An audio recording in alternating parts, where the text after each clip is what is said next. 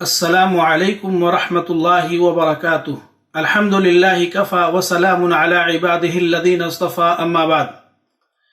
محترم سامعین، آج کے درس میں آپ لوگوں کے سامنے ایک اہم موضوع پر چند باتیں عرض کرنا چاہتا ہوں۔ وہ موضوع ہے صرف بیٹے ہی کیوں؟ ہم اور آپ جانتے ہیں کہ ہماری اس دنیاوی زندگی کے اندر مال اور اولاد کی بڑی اہمیت ہے۔ مال اور اولاد یہ دو ایسی چیزیں ہیں جس کے بارے میں ہر شخص کی تمنا اور چاہت یہ ہوتی ہے کہ مال کم یا زیادہ اسے ضرور حاصل ہو، اولاد کم یا زیادہ اس کے پاس ضرور ہو۔ یہ ہر انسان کی چاہت اور تمنا ہوتی ہے۔ چنانچہ آپ دیکھیں گے کہ اللہ رب العالمین نے اکثر لوگوں کو ان دو چیزوں سے نوازا ہے۔ مال بھی اللہ رب العالمین نے اکثر لوگوں کو عطا کیا ہے، کم یا زیادہ، اور اولاد بھی اکثر لوگوں کے ہاں ہوتی ہی ہے۔ لہذا ان دو چیزوں کی اہمیت بہت زیادہ بڑھ جاتی ہے۔ آئیے ہم اپنی بات کو آگے بڑھاتے ہیں۔ مال کی جائز تمنا کرنا، اولاد کی جائز تمنا کرنا، یہ شرعاً جائز اور درست ہے۔ اس کے اندر کوئی ممانعت کی بات نہیں ہے۔ ہمارے اور آپ کے معاشرے میں اولاد کی تمنا شادی سے پہلے بھی انسان کرتا ہے، اور شادی کے بعد تو مزید اولاد کی چاہت اور طلب بڑھ جاتی ہے۔ یقیناً جب اللہ رب العالمین نکاح جیسے بابرکت رشتے میں ہمیں اور آپ کو باندھ دے، ہماری اور آپ کی شادی ہو جائے، نکاح کسی کا ہو جائے، تو اولاد کی چاہت اور طلب بڑھ جاتی ہے۔ ہم دعائیں کرتے ہیں اللہ رب العالمین سے کہ رب ہب لی من الصالحین، کہ اے میرے رب مجھے صالح اولاد عطا فرما۔ ہم دعا کرتے ہیں رب ہب لی من لدنک ولیا، اے میرے رب تو ہمیں اپنے پاس سے میرے لیے میرا وارث عطا کر۔ یہ دعا ہمارے زبان پر جاری ہوتی ہے، اور سب کو انتظار ہوتا ہے کہ کب اس گھر میں اولاد کی برکت آئے گی، کیونکہ یہ دو دولتیں، مال اور اولاد، یہ دنیا کی عظیم دولتوں میں سے، ان دو چیزوں میں سے کوئی ایک چیز نہ ہو، انسان کو دنیا کی زندگی بڑی عجیب سی لگتی ہے۔ اگر اللہ نے مال سے نوازا ہو اور اولاد سے اللہ نے بطور آزمائش محروم کر دیا ہو، تو انسان کی زندگی میں سکون نہیں رہتا ہے۔ اسی طریقے سے اگر اللہ رب العالمین اولاد عطا کرے اور مال کو اللہ تعالیٰ روک لے، تب بھی انسان بڑی الجھنوں کا شکار ہو جاتا ہے۔ تو بہرحال ان دو چیزوں کی جائز تمنا کرنا کوئی غلط نہیں ہے۔ تو میں عرض یہ کر رہا تھا کہ شادی کے بعد اولاد کی چاہت اور تمنا ہوتی ہے، یقیناً ہونی چاہیے، لیکن کیا صرف بیٹے کی ہی چاہت اور تمنا کرنا، اس کی طلب رکھنا، یہ صحیح ہے؟ یقیناً صحیح ہے۔ اگر آپ دعا کریں اللہ تعالیٰ سے کہ اللہ تعالیٰ آپ کو بیٹے عطا فرمائے، کوئی حرج کی بات نہیں ہے۔ کوئی شخص دعا کرے کہ اللہ تعالیٰ اسے صرف بیٹیاں عطا کرے، کوئی حرج کی بات نہیں ہے۔ کوئی شخص دعا کرے کہ اللہ تعالیٰ دونوں اولاد یعنی بیٹے اور بیٹیاں دونوں عطا کرے، کوئی حرج کی بات نہیں ہے، کیونکہ اللہ نے خود یہ بات کہی ہے۔ آئیے اللہ رب العالمین کے قول کی طرف رجوع کرتے ہیں۔ ہم اور آپ جانتے ہیں کہ قرآن کریم یہ کتاب ہمارے لیے دستور حیات ہے، ہماری زندگی کی یہ کتاب ہے، ہماری زندگی کا مکمل یہ لاہ عمل ہے۔ ہماری زندگی کے تمام مسائل اس کتاب کے اندر موجود ہیں۔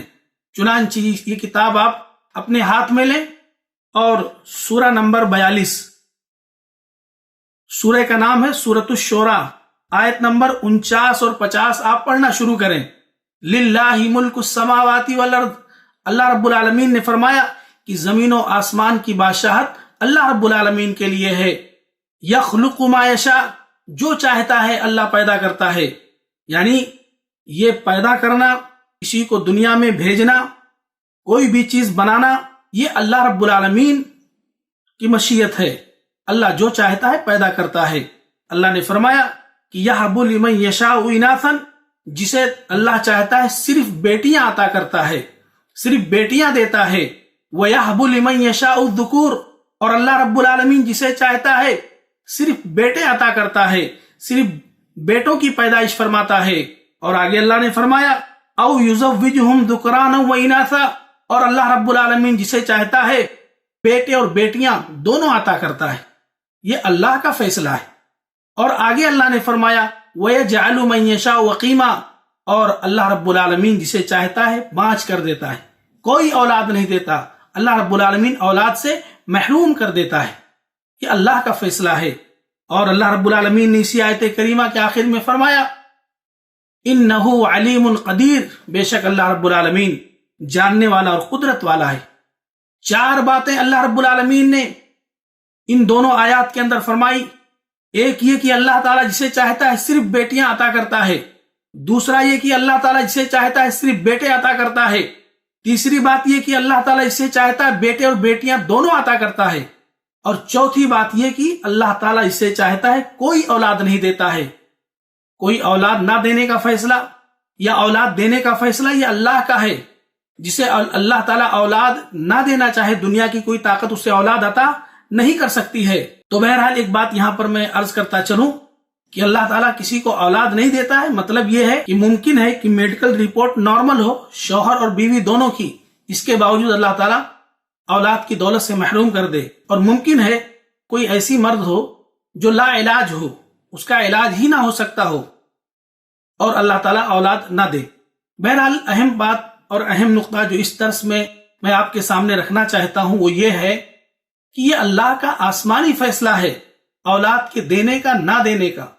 اولاد کتنی ہوگی نہیں ہوگی یہ سب اللہ رب العالمین کا آسمانی فیصلہ ہے، اس میں کسی انسان کا کوئی اختیار نہیں ہے، اور جس معاملے میں انسان کا کوئی اختیار باقی نہیں رہتا اس معاملے میں کسی انسان کو قصوروار بھی ہم ٹھہرا نہیں سکتے ہیں، اور ہمارا کوئی حق نہیں بنتا ہے کہ ایسے لوگوں کو ہم ناپسند کریں جن کے پاس اولاد نہ ہو، ایسے لوگوں کی عزت اور مقام ہم کم کریں جن کے پاس اولاد نہ ہو، یا جن کے پاس صرف بیٹیاں ہوں ان کی عزت و مقام میں ہم کمی کریں، ہمارا کوئی حق نہیں پہنچتا ہے۔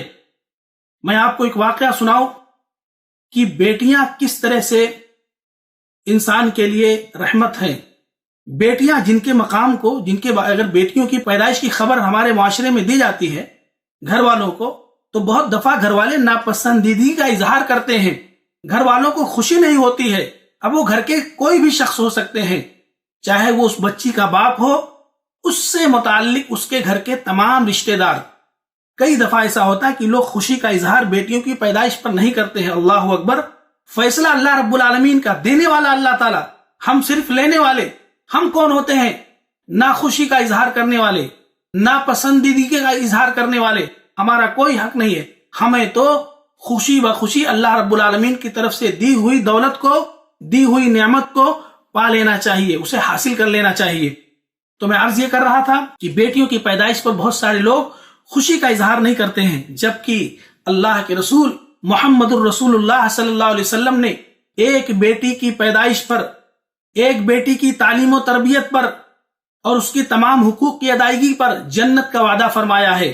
اسی طرح دوسری روایت 2 بیٹیوں کی بھی ہے، تیسری روایت 3 بیٹیوں کی ہے، یعنی 3 بیٹیوں تک کی روایات ملتی ہیں، احادیث ملتی ہیں کہ اگر کسی کے ہاں پیدا ہوئی بیٹیاں اور اس نے اس کی تعلیم و تربیت کی، اس کا شادی بیاہ کیا، تو یہ بیٹیاں جہنم میں جانے سے آڑ ہیں، ڈیوائیڈر ہیں، یعنی اس شخص کو یہ بیٹیاں جنت میں داخل کروائیں گی، یہ بیٹیاں جنت میں جانے کا سبب بنیں گی۔ اللہ اکبر، آپ سوچئے جن بیٹیوں کے بارے میں جنت میں جانے کی ضمانت دی جا رہی ہے، ان بیٹیوں کی پیدائش پر ہمیں اور آپ کو غمی کا اظہار کرنا چاہیے، ہمیں اور آپ کو غم کا اظہار کرنا چاہیے۔ ایسا نہیں ہونا چاہیے، یہ ہمارے ایمان کی کمزوری کی علامت ہے کہ ہم اور آپ غم کا اظہار کرتے ہیں۔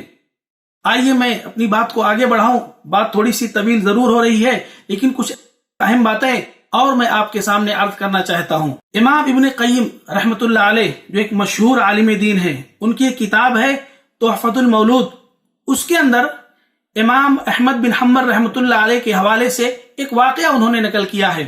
واقعہ یوں ہے کہ یعقوب بن بختان نامی ایک شخص ہے جس کی کنیت ابو یوسف ہے، اس کے ہاں 7 بیٹیاں تھیں۔ کتنی؟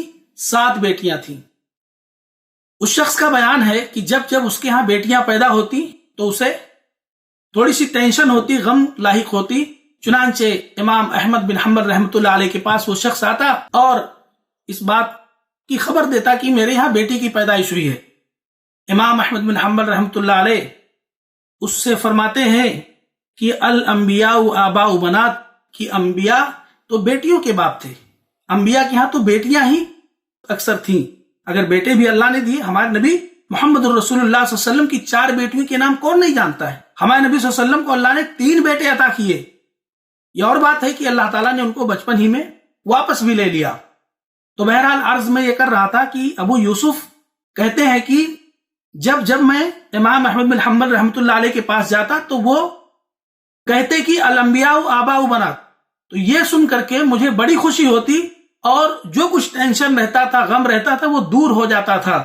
تو میرے بھائی اور دوستو، بیٹیاں باعث رحمت ہیں، باعث غم نہیں ہیں. یہ اور بات ہے کہ اولاد آزمائش ہوتی ہے، اس کی تعلیم، اس کی تربیت اور اس کو تمام تر اس کے حقوق کے ادا کرنے میں آپ کو پریشانیوں کا سامنا کرنا پڑ سکتا ہے، لیکن آپ کو اس کے بدلے جو چیز ملنے والی ہے اس کی کوئی قیمت آپ طے نہیں کر سکتے.